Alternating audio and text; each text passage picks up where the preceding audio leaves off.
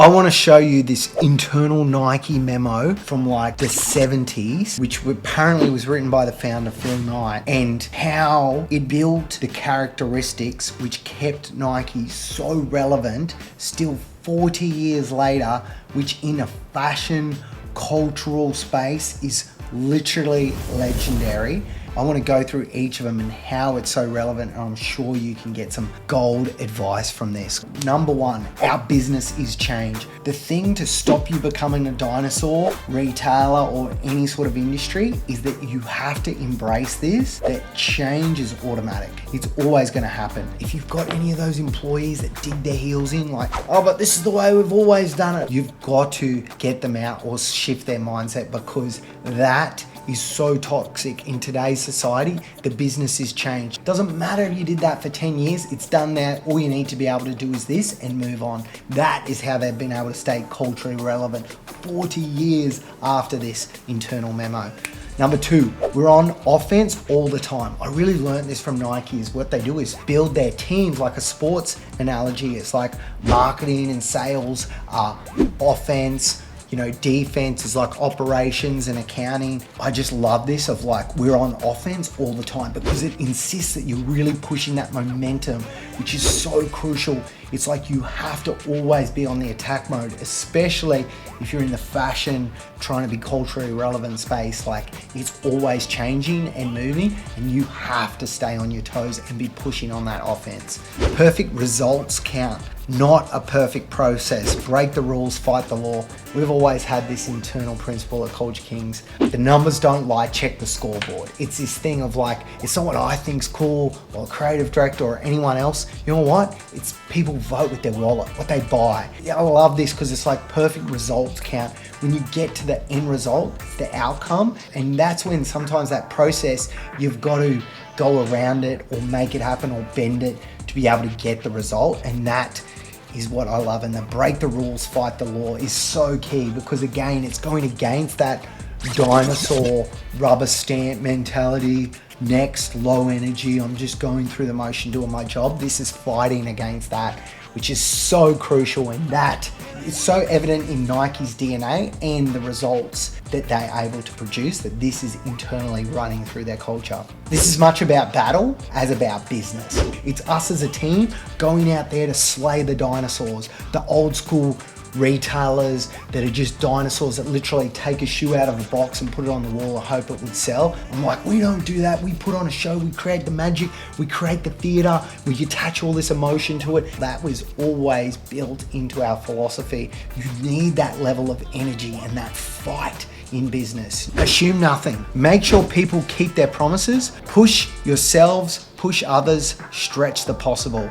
You've got to uncover those blind spots. Those assumptions can be so deadly. Make sure people keep their promises. It's holding that integrity, holding that A-player standard. LeBron, and got it, banks it in. That we never let those standards slip. If we say we're going to do something, we frickin' do it and we deliver. You push yourself and push others. We have that constant internal momentum and energy, and stretch the possible. It is the thing, is those goals. When I set those outcomes every week, they should be there a little bit, and we're going to be able to pull it off. That's when you know you've got it in the sweet spot. I love this one.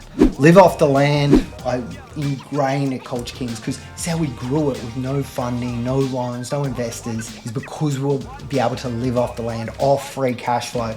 And as much as I love all the cool stuff, and and you can be tough in a fashion brand to not get swept up in the whole theatrics of it all, because it had to make economical sense, and we had to, at the end of the day, is make positive free cash flow so we could reinvest, so we could build the brand and grow. There is no point. You don't help anyone going out of business. Nike, because as much as the cool stuff they do, they still are so disciplined in so much of their buying and mechanics and process, which has led them to be so successful.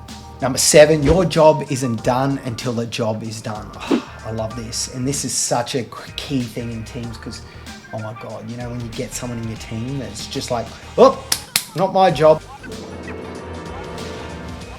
But that's something you never want to be. And if you ever feel that feeling, it's like you've got to train yourself to run towards the problem, to charge towards it, like, get the fuck out of the way, I'll handle this shit. Just as a team workers, your job isn't done until the job is done. It's like, you know, we've made these jokes and thing, but when we're there opening a store, like, we're not fucking leaving, like, we don't leave until it's done. Everyone just keeps going and helping. When you have that culture as a team, oh my God, it's not only do you create magic results, it's such that feeling of camaraderie that is just amazing to be a part of. Dangers, bureaucracy. You know, you got to be so careful. You have that political stuff, like who's taking credit for what. That is so toxic and so dangerous. Personal ambition, you know, this is again like the credit part. We have to be as a team driving, and we're all driving on that scoreboard of making results. This is a definite danger to look out for. Energy takers versus energy givers. I'm a huge one of, you've got to be creating the energy of the team. It's like we can make so much happen if we're all running as one. But like, it's like saying if you go run a marathon, but you've got to carry someone on your back, like I can't even run, you know, 10 meters and I'm going to be cooked. This is the thing, is that you've got to get those off the team. Knowing our weaknesses. I'm not quite sure how this knows is a danger, so that one's I'm not quite sure of. Don't get too many things on the platter. This is really important too. Especially when you're winning and on top of things, like success plants the seeds of failure. You can always be, oh, what about the next thing? What about this? That's why they shut down like their night golf department and stuff like that. They understand if they're not going to win at it, they're not going to be the best. They're snowboarding. They know they just put a bullet in it and don't get too many things on the platter. It won't be pretty. I love this. It can look from the outside, someone looking in, like it's all parties and thing and fun, but there's huge grind in there, and you know the countless 100-hour weeks and stuff, and just to be building that into the team, that it won't be pretty. There'll be times we've got to do whatever it takes to get it done, but it will all be worth it. Number 10, if we do the right things, we'll make money damn near automatic. I resonated with this so much because at Culture Kings, we did this also our purpose, our why. Create magic moments for our customers, our teammates, and ourselves. When that was so clear, that would just drive through the team of like, oh, this is why we're doing it, to light this customer up, because at the end of their life, they're not gonna remember all the crap they brought. They're gonna remember the moment, the feeling. That's what we're here to do, is to create those moments, not hope they show up. This just shows Nike 40 years on, those are principles and that they've integrated into the company have made it what it is today. And to stay relevant over all that time, that is something that is so freaking rare, and we can all learn so much from this one memo.